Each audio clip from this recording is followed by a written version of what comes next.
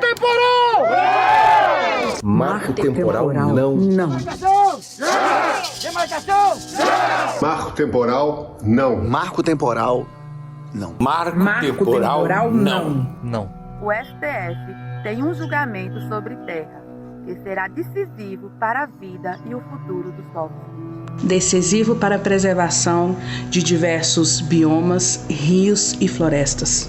O STF vai decidir sobre o chamado marco temporal.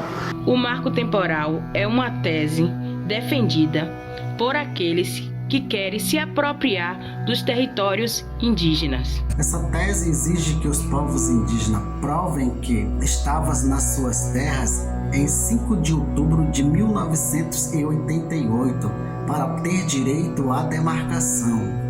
Marco temporal legaliza as violações cometidas contra povos indígenas. Marco temporal rima com genocídio, etnocídio e ecocídio. Vai acabar e exterminar com toda a história indígena no país.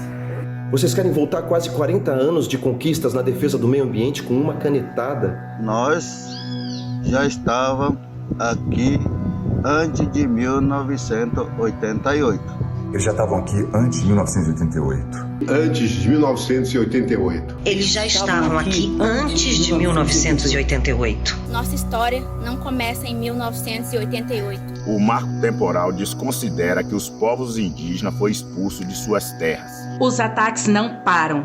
Os ataques não param. O ataque não para.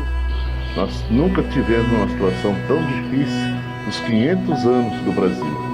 E hoje nós pedimos aos senhores ministros que não reconheçam o marco temporal. A CCJ da Câmara dos Deputados aprovou na semana passada o projeto de lei 490, mais outra investida contra os direitos dos povos originários. Nós, povos indígenas, estamos mobilizados em todo o território e aqui em Brasília, no Levante pela Terra, em defesa dos nossos direitos. Então nós dizemos não à PL 490, bem como o marco temporal. Essa luta é de todos nós. Os povos originários não estão sozinhos. A luta é de todos nós. Essa luta é de todos nós. É de todos nós. Essa luta é de todos nós. É de todos nós. Todos nós. Os povos originários do Brasil não estão sozinhos, nós estamos juntos nessa luta. Os territórios indígenas são os que têm a maior índice de preservação da mata, da floresta. Quanto mais território indígena, mais floresta em pé.